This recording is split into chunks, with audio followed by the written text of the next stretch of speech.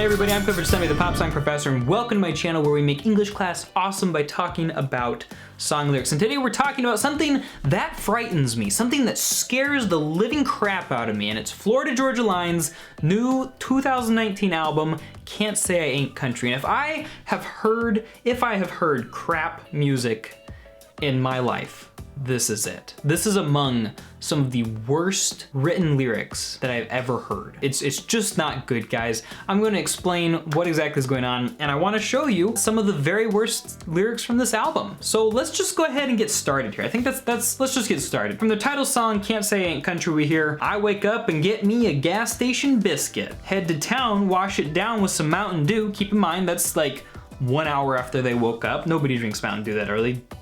Do they? I hope not. I end every day about the same way. Clock out, clock out. Florida Georgia Line apparently clocks out and go fish just to crack a few. Chicken in a bread pan, picking out gulls and coal with some 10-pound tail. It might be hillbilly to a lot of folks, but Lord knows I couldn't care less. You heard it right, folks. The words coming out of Florida Georgia Line's mouth is that they are hillbillies who have to clock out for their jobs, who wake up in the morning, eat gas station biscuits, and then go get Mountain Dew.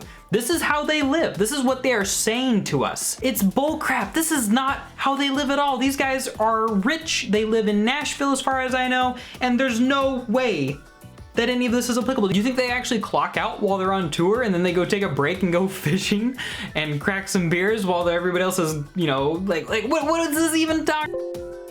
Excuse me, I have to stay calm. We've barely gotten started. Later in the title song we hear, you can say that the world's flat. You can say we never made it to the moon.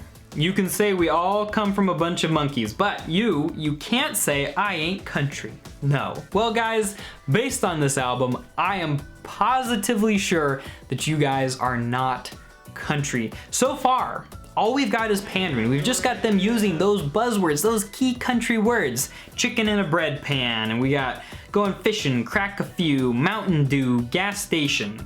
Yes, I think gas station is a key. A country keyword, hillbilly, all that stuff. What they do when they write songs, as you'll see more of here, is that they take this normal, average storyline, just the basic pop storyline. You know, I'm living my life. I'm doing what I want. I'm trying to enjoy life. I'm having sex with somebody. I'm hitting on somebody, whatever. And then they just sprinkle country keywords all over it. There's no skill that goes into this whatsoever. You or I could be just, you know, we could write just as good of lyrics as these guys. I guarantee it. And I'll give you another example. Small town. If you leave your doors unlocked, if your garage is your body shop, if your dog's got room to run, you might be from a small town. Well, giddy up and yeehaw, I'm from a small town. These guys are from Nashville. At least in this one, they've dropped the first person pronoun and they're saying you, and they're just basically looking at their audience from their millions of dollar lives and being like, you guys are from a small town, you guys are poor, pay for my concert tickets. Yeah, pay for my concert tickets so that I don't have to go live in a small town, goodness sakes, where there's not all this fancy stuff that I want. Colorado makes me mad, it just does. Since you said you didn't love me, can you imagine that? Since you hung me out to dry, cliche. That is just a huge, awful, lazy cliche. I've been drunk up in the Smokies on a rocky mountain high. So they're drunk, so they're high. So that's lazy because they didn't mention marijuana, they're just drunk. But then they're like, oh no, I'm drunk on a high. That's not how it works, guys. What does your audience think that that's cool? Like, you seem to know country people so well because you use the words small town in a sentence, but like, you realize that most states that have country people in them haven't legalized marijuana because for some reason country people don't seem to be a big fan for the most part of legalizing weed. Plus, Rocky Mountain High, you didn't come up with that. You're just repeating somebody else's catchphrase or stupid joke. Oh, I'm so clever. I associated Rocky Mountain High with Colorado. Stupid. Just stupid. Then we get into Can't Hide Red, which I assume is about the fact that you can't hide your redneck, whatever. These guys can't hide the fact that they're terrible songwriters, so I guess it's all even. You can trade that pickup for a brand new Cadillac. They mention cars so many times on this album. I read every lyric on this stupid album, guys. They talk about cars a lot. You gotta wonder if there's a little something going underneath the table there. Slap you on that custom Gucci suit and ditch that camo hat. You can move from the boondocks to Beverly Hills. drop a little hip hop in the boombox, but still you can't hide red. So no matter how, you know, rich you get, no matter where you live, you're still gonna have a little bit of redneck in you. First off, notice just how stupid a topic that is.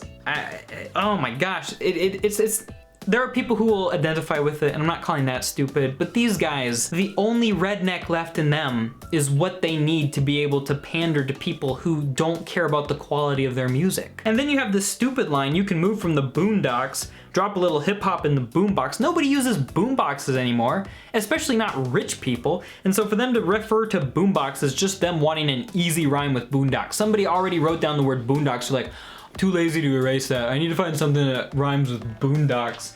And it doesn't matter how much it doesn't make sense. Oh, boombox, let's put that in there. Then we got blessings. A little house on a little land. What a simple dream that these guys probably aren't living at all, even though they're singing about it. A little creek, a little jeep. Hey, you poor people, I'm gonna help you be happier with how much less you have than me by singing about it romantically so that you'll pay me money to sing about it so I don't have to live that life. If you seem to love it so much, why don't you live it? A little creek, a little jeep, same old moon everybody sees. It sure ain't hard to count your blessings.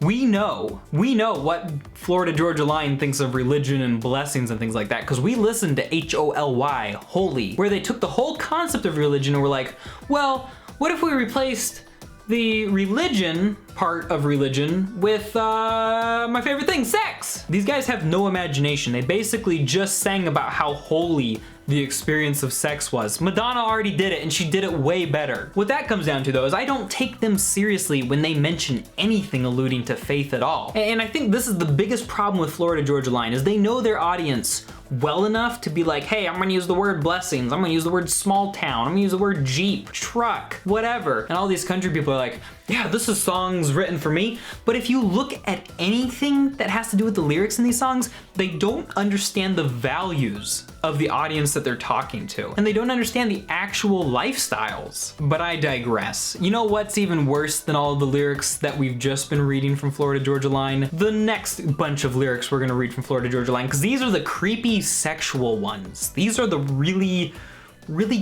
just they're too much, guys. They're too much. Some are worse than others. Talk You Out of It by Florida Georgia Line goes like this. I'm looking at that little fine dress you got on. Don't get me wrong, girl, I love it. Now I just want to talk you out of it. All right, kind of creepy, kind of sexual, whatever. Who are they even writing to? Like, what fine, upstanding country person wants to hear this on the radio? I don't know. I guess they do because they're listening to it. But I just feel gross anytime I listen to these guys talk about that kind of stuff. They're like the creepy uncles you never wanted. When we get into Speed of Love, we meant every word of that Don't Disturb hanging on the hotel door, because we was making out and we was knocking boots. And it was just last night we was introduced. What do they actually know about like the average country person who appreciates a song about blessings? What lifestyle are they talking about where people in the country in a small town are meeting somebody for the first time, first of all, because that doesn't really happen. They all know each other because it's a small town. But then the very next day they're having sex right away. Like, that's just not country living. And I've lived among the country folk. I know. I guess time flies when you're moving at the speed of love. Yeah, wow. Hashtag relatable. It's like sometimes they're so relatable. They say the word small town, and then other times it's like they don't even know anything about the people they're singing to. We get into Sitting Pretty. That sunset's straight up as it gets. What the heck does that even mean? The sunset is straight up as it gets? Somebody fell asleep on the keyboard. Short shorts resting just right on your hips. Where else do short shorts rest? Oh my gosh. Kiss chilling on your lips. I'm for sure gonna get it in a minute. Oh man, I've never heard anything that felt more middle school boy out of an adult than that. She's short shorts, I kissed her. I'm gonna get it. Oh my gosh. Sitting Pretty goes, the Chevrolet, wow, another car reference, sitting in the driveway, is gonna stay sitting, girl. We ain't getting anywhere but closer. I know you're in the mood with literally nothing but each other on the to-do list. Cheesy as frick, man. But also, how like controlling and sort of manipulatively weird is that? Like, it's gonna stay sitting. I'm telling you what's going on. We ain't getting anywhere but closer. I know you're in the mood. I mean, doesn't sound like he's asking for consent. And we've already established he's not necessarily, you know, they're not singing to their wives in this case, because 2 songs ago they were, you know, having sex with somebody they'd met the night before, so what gives? How does a woman, like, are these guys married? These guys are married! Oh my gosh, how do you get to the point where you marry a grown man who goes and sings these lyrics on the stage in front of a bunch of other women? Like, that's so weird. And that's especially weird because my theory, personally, is that they're not making this for just some generic audience. I think they're specifically targeting women because they have, what is this, like 7 or 8 songs that are all just kind of like cringily sexual, plus the other ones, they're all singing to women, and it really sounds, you know, it has the same tone as what I would expect of like a paperback romance novel from that one back corner of the Barnes & Noble. You know, the ones where it's like the super ripped guy and some like wispy woman's hand just like, you know, laying across his bare chest, and it's like the Duke's surprise or the prince's gift or the I don't know, just something stupid. All of their stuff feels like escapism for somebody. And Like You Never Had It, he sings, I'll love you like you never had it.